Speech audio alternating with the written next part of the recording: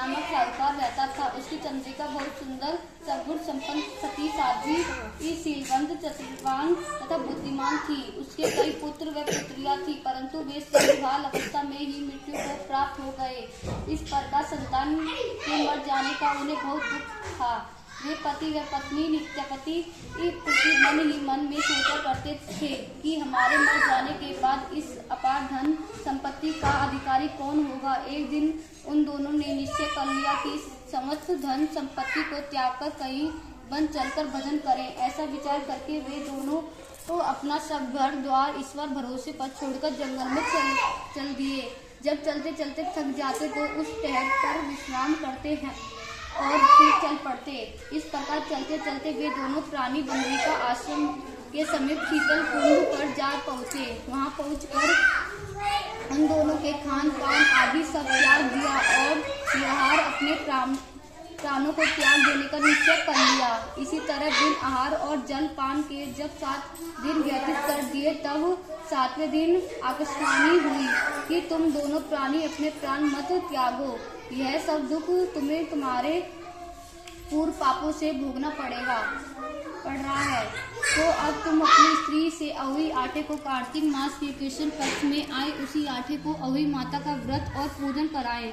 तब अहोई नामक देवी प्रसन्न होकर तुम्हें साक्षात दर्शन देगी। तब तुम उससे अपने पुत्रों की दीर्घायु मांग लेना और व्रत के दिन तुम रात्रि को राधा कुंड में स्नान करना। तत्पश्चात उस आकाशवाणी के अनुसार चंद्रभान की स्त्री और चंद्रिका ने बड़ी श्रद्धा और स्वच्छ भावना से विधि विधान से अहोई आटे का व्रत किया और स्त्री ने राधा कुंड के स्नान किया।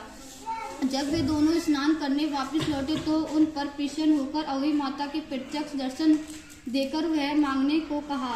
तब उस साहूकार दंपत्ति ने हाथ जोड़कर कहा कि ए माता, हमारे बच्चे कम आयु में ही मृत्यु से प्राप्त हो जाते हैं, तो आप बच्चों की दीर्घायु होने का वरदान देने की कृपा कीजिए। अहोई माता ने उन दोनों की मनोवृत्ति को जानकर उन्हें मुंह मांगा वरदान दे दिया।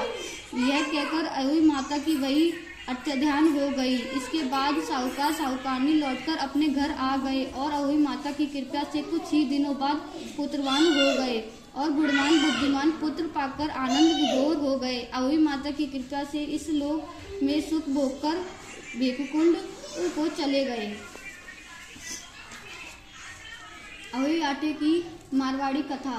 पुराने जमाने में एक साहूकार था। बीता 7 बेटा और उनकी 7 बेटी के साथ बहू थी और एक थी बीवी की बेटी। वे सभी खंजे माड़ी ब्राह्मण ताई गई। माटी खोदने में उन 7 बहुओं ने नरनाल जी के हाथों में स्याऊ को बच्चों मर गयो।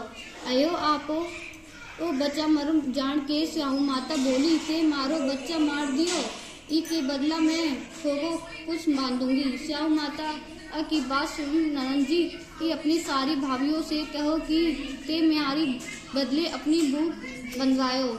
जड़ा महू 6 भाभियों तो नाट गई, पर छोटी भाभी सोची कि मुझे ननद जी के बदले के कुख नहीं बंधवाऊंगी तो मैं सासू जी म्यासी रूस गई। यह सोचकर सबसे छोटी भाभी अपने कुख बंधवाली बी के पीछे बी के टाबर हो वते अवही साथ में मर जातो। एक दिन बिने पंडित बुलवायो कि भी बूझो की कई बार 6 की कोई टावर होवे तो वही साथ में मर जाओ। बी के बाद में पंडित बोला कि स्याऊ माता कने थाकी कुक बंदोड़ी। जब स्याऊ माता थाकी कुक छोड़े दे तो ठाकुर टावर जीवे ये सोचे गाँव स्याऊ माता को ब्याली है, सो सातु सूरी गाँव की सेवा करवायो। थाकी कुक छोड़े तो थाकी कामना पूर्ण हो जावे।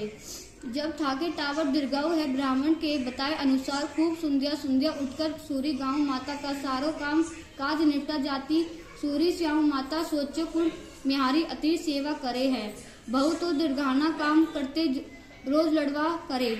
आज देखियो कुर्सी म्यारी सेवा करे हैं। जब गौ माता खूब सुंदर रखे तो साहूकार बेटा की छोटी बहू सेवा करवाने आवे, म्याओ सारो काम कर जाए।